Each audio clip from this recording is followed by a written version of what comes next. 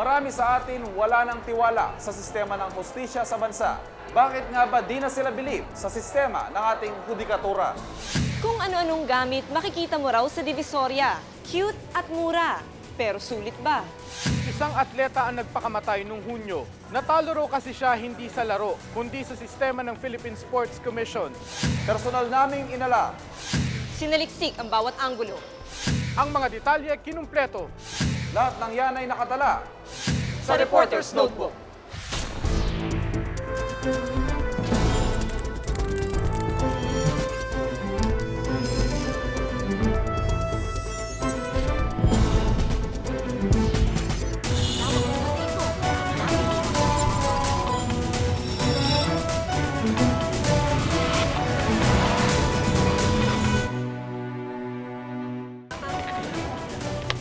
Buhay ng isang siklista na uwi sa trahedya. Susunod sa Reporter's Notebook. The Eyewitness DocuFest is on the road again. Next stop, Central Luzon State University, Science City in Muñoz, Nueva Ecija. Be there on November 17, Wednesday, from 9 a.m. to 5 p.m. at the CLSU Auditorium. Join the motorcade, meet the hosts, watch the documentaries. Interested parties may contact these numbers. This event is presented by the Society of Advancement of Management Studies.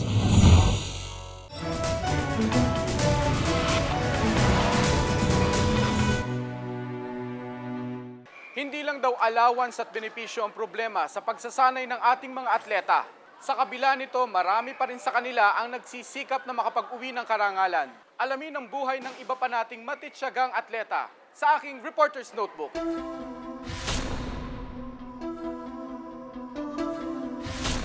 Nay, atay, pasensya na kayo kung bakit ko ito nagawa dahil sa di ko na kaya ang problema at sa napatawad ninyo ako. Ito ang suicide note na iniwan ni Perlito Pocong Ibanez na natagpo ang patay sa kanyang inuupahang apartment noong ika-24 ng Hunyo. Nagbigti ang 25 anyos na atleta dahil sa umano'y problema sa pera at relasyon. Umalis yung kalibin na yun. Bakit ho ba siya iniwan ng kalibin? Wala na nga kasi pera eh. Hindi raw niya akalain na magagawa ng anak na kitlin ang sariling buhay. Sumisigaw na yung kapatid, nanay, ang kuyang patay na. Sabi ko, hindi totoo yun. Sabi ko, hindi totoo yun. Ang kapatid mabait yun. Pagpunta nga namin doon, wala na ako. Tigas na ako malamig. Mga bakas na lang ng isang atleta ang makikita sa bahay. Tanging ang mga tropeyo at medalyang ito na lang ang alaala ni Aling Eli sa kanyang anak. Mga patunay sa kahusayan ni Perlito sa larangan ng triathlon. Isang sport na pinagsamang swimming, cycling at running. Nakapanghihinayang na ipinakita niya sa mga paligsahan ng kanyang tibay pero tila sumuko siya sa laban ng buhay. Sabi ko nga, yung si Franco na... Isa si Sandra Araulio sa mga teammate ni Pocong. Siya man, dismayado sa kalagayan ng mga atletang Pinoy. Ang nakakatanggap ng sweldo is training team and national team. The training team gets 2,500 a month. Yung national team, 7,000 pesos a month. Ang nangyari, nag-issue ng memorandum ang PSC na tatanggalin na yung training team. Sa malasakit ng ilang taga-national team na aambunan ng grasya ang mga trainee gaya ni Pocong. Si Sandra ang naging kahati niya rito. Mahigit 3,000 piso ang naibibigay niya kay Pocong. Itinaas naman sa 8,000 piso mula sa dating 7,000 piso ang allowance ng mga miyembro ng national team. Pero ang kapalit nito, binawasan naman ang dami ng mga atleta. Mula sa mahigit 1,000 miyembro, humigit kumulang 200 na lang sila ngayon. Karamihan mga medalista. Kaya maging si Sandra, wala nang natatanggap ngayon. Reason why hindi kami nakatanggap ng sweldo ngayon is dahil hindi pa daw kami nag-medal sa SEA Games. Hindi pa nga nasasali yung triathlon sa SEA Games eh. Kaka-debut lang niya sa Olympics nung Sydney. Maswerte lang si Sandra dahil kaya siyang suportahan ng kanyang pamilya. Pero marami pa ring atletang katulad ng kay Pocong ang kwento. Porsigidong lumaban pero salat sa buhay. Wala kang maasahan eh. I mean, walang seguridad na meron kang, na may gagamitin kang panggastos para dun sa pag-ensayo mo na lang itself. What about yung kailangan mong pera para sustain yung daily expenses mo? Mahalaga sa sports ang kalusugan ng katawan, lalo na ng pag-iisip. Maraming atleta raw ang apektado kapag sinabayan ng problema sa pera at pamilya ang laro. Kaya yung mga athletes abroad, no, it's part of their serious training to get psychological training as well, apart from the physical. May atleta ring anak si Dr. Lopez na sumasali sa triathlon. Ang problema, wala raw kusang palo ang gobyerno. Here we are telling our youth not to do something with themselves, to try and excel and do their best. Stay away from drugs, ganyan. Pero hindi naman natin ginagawa yung ating part. Sa kabila ng sinasabing kakapusan sa budget ang mga atletang Pinoy nakukuha pa ring magtagumpay. Ang Philippine Dragon Boat Team 2 gintong medalyang inuwi noong Oktubre 29 mula sa Shanghai. Pero sa kanilang pagdating, walang ingay ng mga kamera na sumalubong sa kanila. Tila tanging pamilya nila ang nagdiwang. Ngunit hindi raw nila ito iniinda. Sapat nang sila ay makapag-uwi ng karangalan sa bansa. Kaya nga ang tawag sa amin, in-invade daw namin in China because that is talagang laro nila yan eh. Maraming congratulatory messages, words, saka palagi kaming tinatapik, mahusay kami, gano'n. Pero pagdating sa Pilipinas, hindi masyado. Hiling lang nila, mapondohan pa ang pagsali ng mga atleta sa mga palaro sa ibang bansa. I think the best is really to gauge your capability is to go abroad. Doon mo lang makikita kung ano yung level mo na. To tell you frankly, yung punta namin sa Shillong, China, and then sa Macau, and then sa Hong Kong, just recently, 3 months ago, nagpunta rin kami ron. Kami nag-raise ng fans nyon. Ang 5-time gold medalist sa bowling na si Bong Ku, tutol sa pagbawas ng allowance ng mga atleta. Di rin siya sang-ayon ng mga medalista lang ang dapat suportahan. Ano pa talaga ang dapat mauna? Ang maging champion ka para ka suportahan, you have to prove yourself first. Or, magaling ako may potential ako, pero wala akong pabili ng sapatos, wala akong pabili ng equipment, wala akong mag-training, wala akong pangkain. The contingent from the Philippines. Sa Pilipinas gaganapin ang susunod na Southeast Asian Games sa taong 2005. 1 bilyong piso raw ang gagastusin para rito. Pero ano raw ang magiging laban ng mga atleta sa SEA Games kung binawasan ang kanilang sustento? So para sa akin, ang 1 billion ba will make our athletes win kung wala silang support? Pero sabi naman ng Philippine Sports Commission o PSC, suportado ang mga atleta. Yung mga atleta na nangangailangan talaga ng lubusang suporta, with the sacrifices being made today by other athletes, these athletes are now moving up in the ladder and performing better. Isa raw sa dahilan ng pagbabawas ng allowance ang pagiging hanap buhay ng sport sa ilang atleta. Hindi namin tinuturing na hanap buhay ang pagiging atleta. Ang pagiging atleta is para sa bansa, unang-una, at hindi ito hanap buhay. I cannot see yung pag ang isang atleta ay ginagawa niyang hanap buhay in a sense, not because na hanap buhay yun, it's because that he's going to go full-time and who will feed the family? Para magtrabaho ka at mag-training ka pa, napakahirap na. Exhausted ka na Sa 460 milyong pisong budget ng PSC kada taon, 100 milyong piso raw ang napupunta sa pasweldo, maintenance fees at infrastructure. 70% naman raw ang natitirang 360 milyong piso ang napupunta sa allowance ng mga atleta, pagkain, pagpapagamot at training ng mga ito. Magsama-sama kayo sa karera. Kung may Pero tila di ramdam ng siklistang si Edwin Paragoso ang sinasabing suporta sa nutrisyon at iba pang pangangailangan. Yung ambag-ambagan lang kami. Ambag-ambagan. Sa mga silid gaya nito sila namamalagi. May mga tulo at sira. Maliit para sa 4 hanggang 6 na atleta. Ang ibang ang kwarto, nilumot na kaya't di matulugan ng maayos. Yung init, tapos paggabi, sumisingaw yun. Sa ilalim, mainit. Kaya sa labas kami minsan, nagduduyan, nilalabas namin electric fan. Okay, proper training, no? Pero pag hindi proper yung pahinga mo, wala rin, mahihirapan yung atleta mo. Mabe-burn out lang eh. Pero mas mahalaga raw sa mga atleta ang magsanay.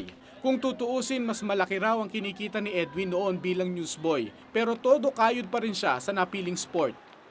Gusto ko kasi yung magkaroon ng medalya, kagaya ng gold. Yun ang gusto ko, kaya kahit mahirap yung ensayo. Oo, tiisan. Kahit yung allowance sinasabi nilang sa next month, meron na. Tinitiis lang namin yun. Tila ang mga atleta pinakikinabangan habang bata at madalas pang nababaliwala. Pag tumanda, nakalulungkot na limot na sila. Nangyayari sa mga atleta natin, pag hindi na sila naglalaro, wala na eh. Parang basura na lang eh. Ganun eh. Parang ganun. Marami akong nakikilalang athlete na ganun.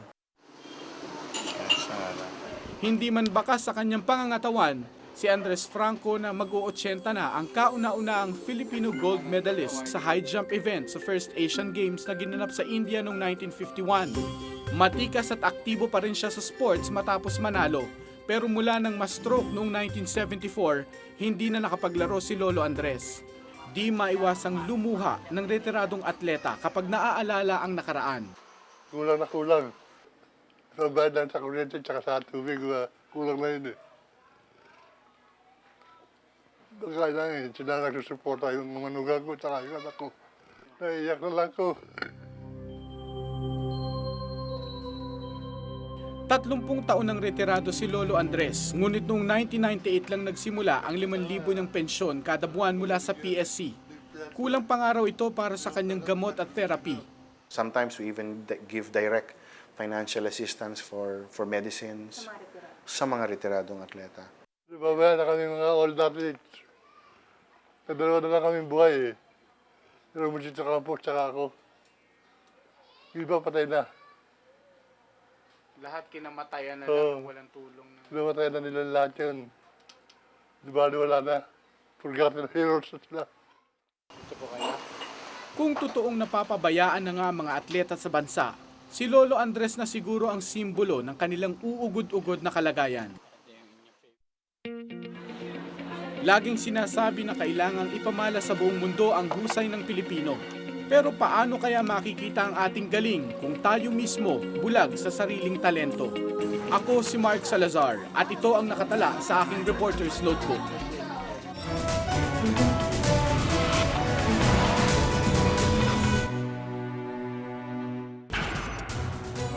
Susunod, mabagal ang pag-usad ng hustisya sa bansa. Alamin sa aking Reporter's Notebook. Sagip buhay, kaligtasan, serbisyong totoo. Sa pagdiriwang ng ika-9 na taong anibersaryo ng emergency ngayong Biyernes, makibahagi sa isang espesyal na telephone marathon na alay sa Quezon City General Hospital at GMA Kapuso Foundation. Kapuso, tumawag, mag-text, magbigay ng tulong sa darating na Biyernes. 9 na taon, 9 na buhay. Patuloy na pinagtatanggol ang buhay at kaligtasan sa bingit ng emergency.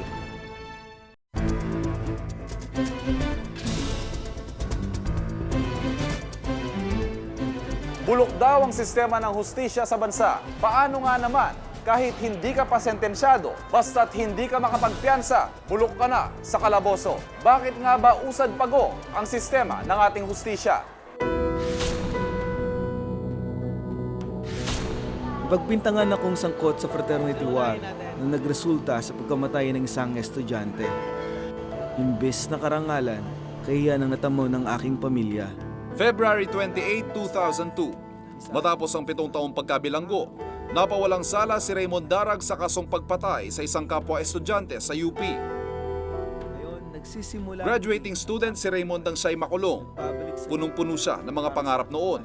Mga pangarap na halos tuluyang mabura dahil sa pagkakakulong bunsod ng isang krimeng hindi niya ginawa. Sa loob ng 7 taon, tiniis niya ang malaimpyernong kondisyon sa loob ng Quezon City Jail. Papasok kayo dyan, nandyan na lahat, biglang mapopostpone. Bakit? Kasi yung piskal wala, o yung prosecutor wala. Bakit? Kasi nag-attend ng meeting, ganyan. Ngayon, unti-unti nang bumabalik sa normal ang buhay ni Raymond. may trabaho na siya at sariling pamilya. Swerte pa kung tutuusin si Raymond.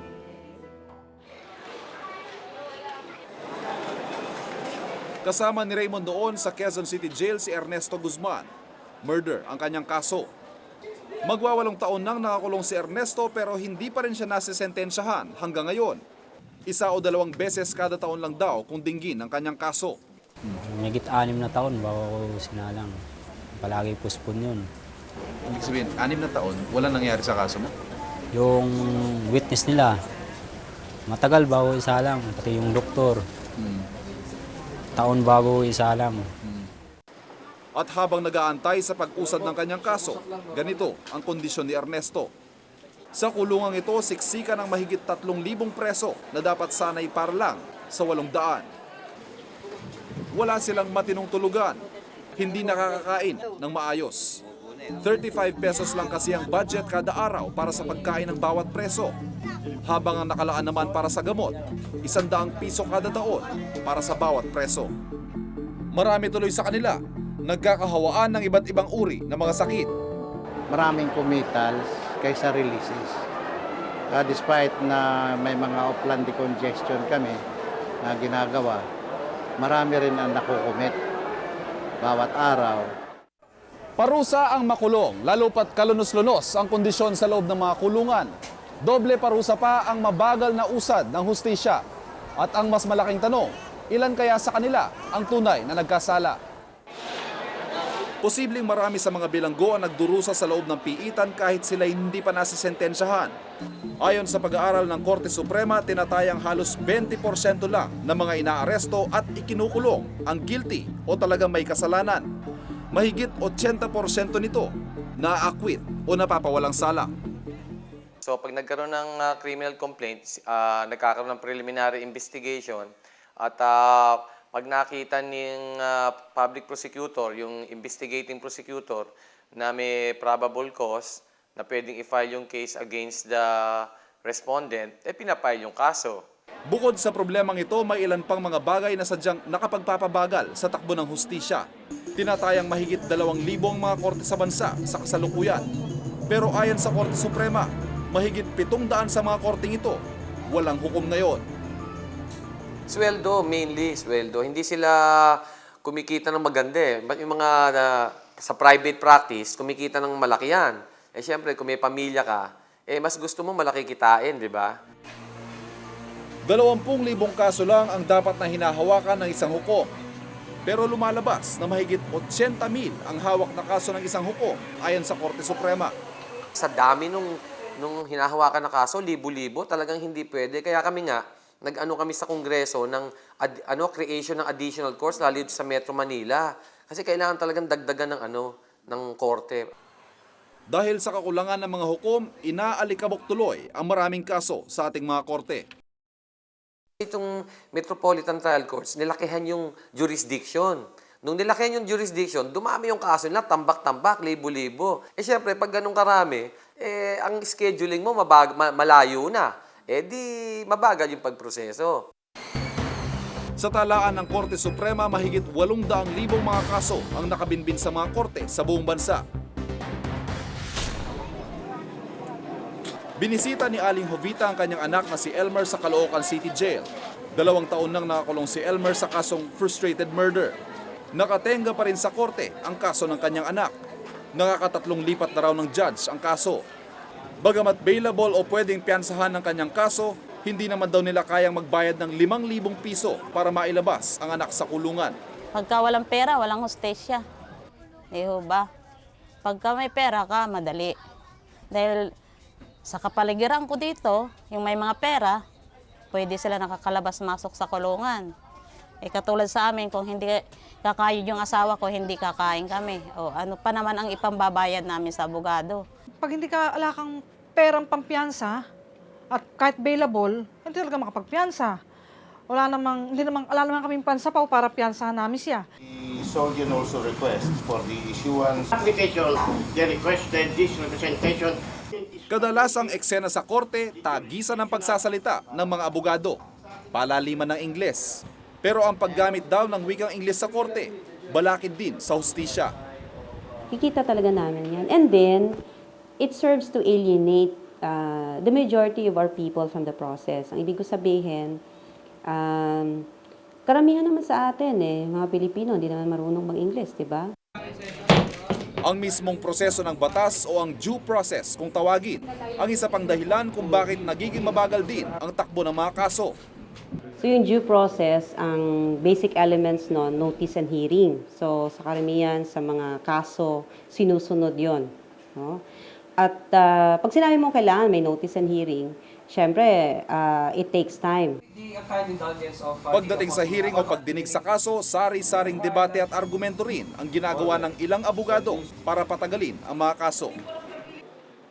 Syempre, kung talagang ginigiit nila yung posisyon ng kliyente nila, marami silang pwedeng gawin din para i-delay ang proseso. Ang Speedy Trial Law of 1998 ang batas para sa mabilis na pagdinig sa mga kaso. Sa ilalim nito, dapat ay may resolusyon na ang isang kaso sa loob ng 70 araw o 3 buwan. Kahit pa mayroon tayong Speedy Trial Law, hindi pa rin nasusunod yan. Kasi ang realidad, talaga ang dami-daming kaso. Halos 2 taon na rin nakakulong sa Manila City Jail si Elvino Romines. Iniresto siya ng mga pulis matapos siyang paghinalaang drug user. Kinasuhan siya ng mga pulis ng paggamit ng bawal na gamot, pero ayon sa kanya, hindi pa siya humaharap kahit sa piskalya. Kung nahihiringan man lang sana o kahit paano, siyempre malalaman mo, kalayaan ko, di ba? Kaysa rito sa ngayon, hindi ko alam kung kailan ako lalaya Malungkot para sa kanya ang mawalay sa pamilya, lalo't siya lang ang bumubuhay sa mga ito. Alam mo, kumakain ba sila o hindi, di ba? Ang may bahay ni Elvino na si Raquel ang siya ngayong tumatayong padre de pamilya. Pinagkakasyang maliit na kita, maitawid lang ang gutom nilang mag-anak. Napakahirap Hirap talaga, lahat ng hirap dinadanas ko kung wala siya. Nakapiring ang mata ng batas, wala raw kinikilingan. Sa bagal ng usad ng hustisya, ang mismong proseso at mga institusyon na dapat sana'y nagbibigay ng katarungan ang siya ring tila nagiging dahilan ng kawalan nito. Ako si Ivan Mayrina at itong nakatala sa aking Reporter's Notebook.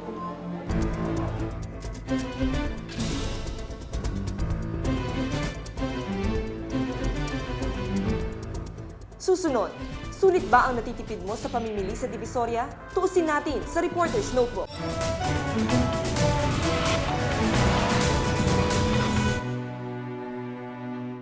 Bombilya, baterya, laruan at kung ano-ano pa. Mura, made in China at kung minsan agad pumapalya. Ang hinala ng marami, pusilit ito at nalulugi rito ang gobyerno. Sulit nga ba para sa ating lahat ang mga produktong ganito?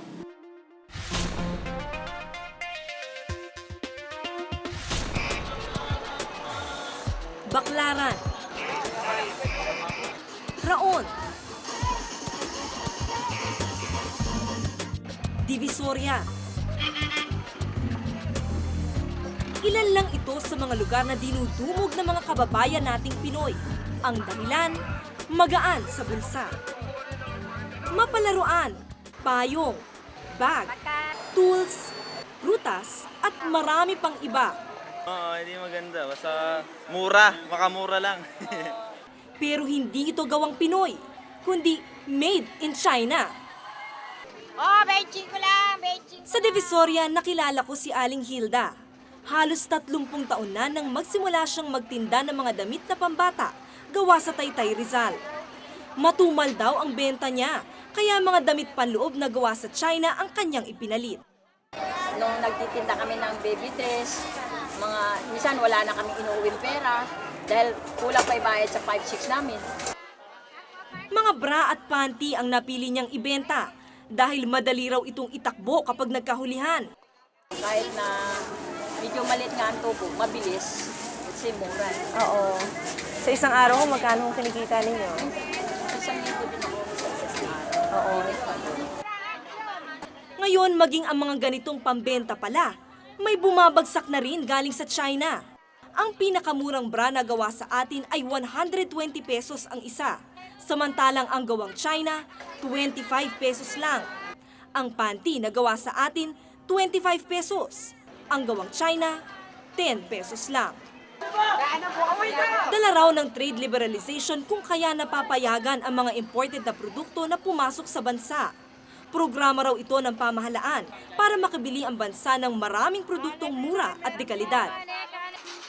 Ayon sa Bureau of Import Services ng DTI, karamihan daw sa mga imported product, mababa ang pinapataw na buwis. Walang limitasyon sa dami ng mga produktong pumapasok sa bansa at hindi na rin kailangan ng lisensya. Upang mag-improve, maging mas efficient sila sa paggawa ng produkto. Pero hindi raw lahat ng produkto ay madaling ipasok. Halimbawa na lang yung mga produkto na may health and safety issue tulad ng pagkain at gamot. Kailangan daw ng clearance mula sa Bureau of Food and Drugs. Si Rene Ofreneo, Executive Director ng Fair Trade Alliance, isang multisectoral group na binubuo ng mga negosyante, magsasaka at manggagawa. Pinapatay daw ng trade liberalization ang ilang industriya sa bansa. Naghihingalo raw sila sa kompetisyon. Maraming produkto pumapasok na hindi nagbabayad ng tamang buwis. Ang tawag natin dito, technical smuggling. Ang hiling nila, dahan-dahanin ang pagbagsak ng imported na produkto at pili lang sana ang dapat ipasok sa bansa. Namamatay ang local industry dahil unfair competition niya. And dahil unfair, namamatay sila, namamatay din ang ating trabaho. So, maaring mura ang mga bilihin ngayon, wala ka namang pambili. Dahil wala kang trabaho. Hindi nakatulong ang sobrang proteksyon sa domestic industries. In fact, nakasama pa nga dahil naging complacent ang iba dahil nga sa alam nilang mayroong protection ng gobyerno. Hirap daw na makipagsabayan ang bansa sa produktong galing China. Mura ang labor cost. Ang lupa mura para sa mga industriya. Maraming incentives na binibigay ang China sa kanilang mga producers and manufacturers. At ang electricity nila, I understand, is much cheaper than ours. Langit at lupa daw ang agwat sa gastos sa paggawa ng produkto. 1, mataas ang kuryente, the highest in Asia. 2, mataas ang interest rates, the highest in Southeast Asia, outside of Indonesia. 3, mataas ang lagay. 4, sobrang bureaucracy. Dagdag pa ang mentalidad ng mga Pinoy na mahilig sa imported. Pati nagtitinda, galing na rin sa China eh. Oo, hindi lang yung produktong galing sa China, yung mismo nagtitinda, galing sa China. Sa talaan ng Department of Trade and Industry noong 2003, sa kabuuan ng pumasok na imported na produkto mula sa iba't ibang bansa, mahigit 70% ay mula sa China. Mula naman January 2003 hanggang October 2004, mahigit 30 uri ng produkto mula sa China ang nasa bansa.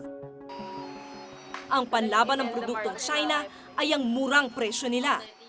Tila hindi mapipigilan ng marami sa ating mga kababayan na bumili ng mga produktong gawa sa China. Kahit na mababa ang kalidad ng iba, ang mahalaga, kaya ng bulsa. At kwarto lang ang bahay. Si Aling Natasha, tindera ng mga produktong galing China. Siya mismo, tagatangkilik nito. Ito lang daw kasi ang kaya ng bulsa niya. Yung pagtawag nyo. Halos lahat daw ng kanyang gamit sa bahay, made in China. Eto, ano ba tawag dito? BCD player, tsaka itong, ano ba ito? Extension cord, tsaka Christmas light, yan, puro China yan. Ito, mga pang, gamit namin sa, dito sa remote.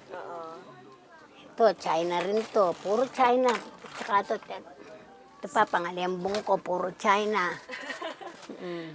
Mura nga, pero ang tanong, sulit nga ba ang bawat pisong ibinabayad sa mga produktong gawa sa China?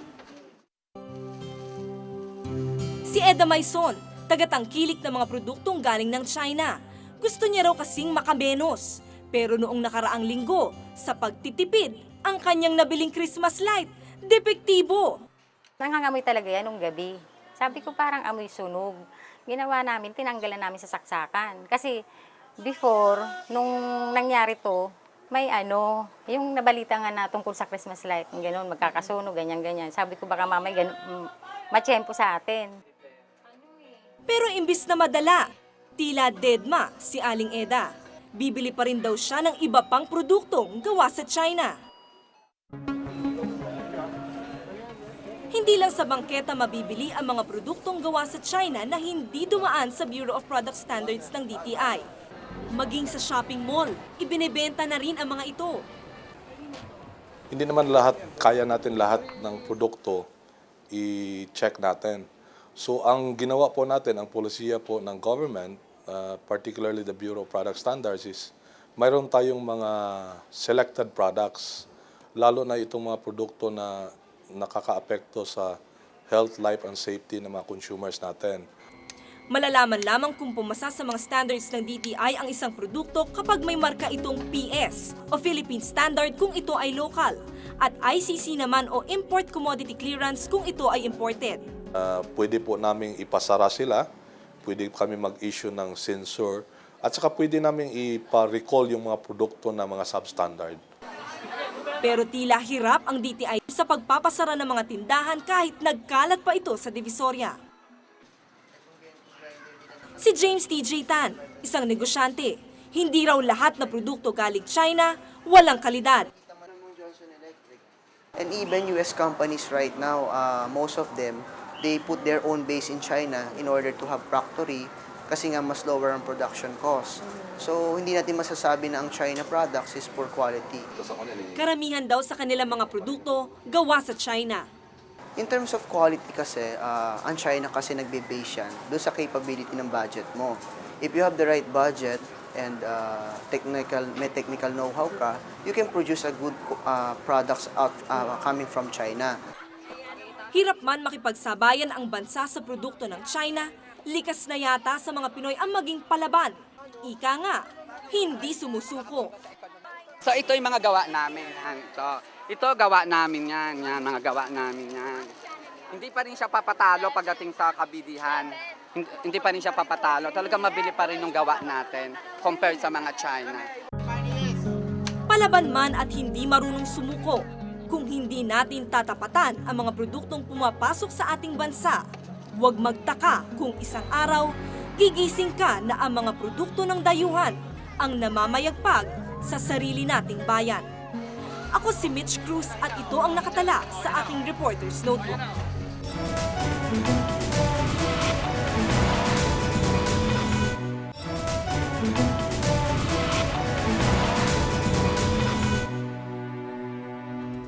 Kung may nais kayong ipasiyasat na issue o balita, maaari kayong tumawag sa amin sa numerong 928-4239.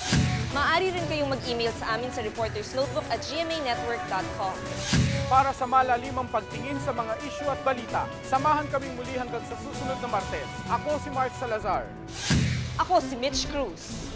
Ako si Ivan Mayrina at ito ang Reporter's Notebook.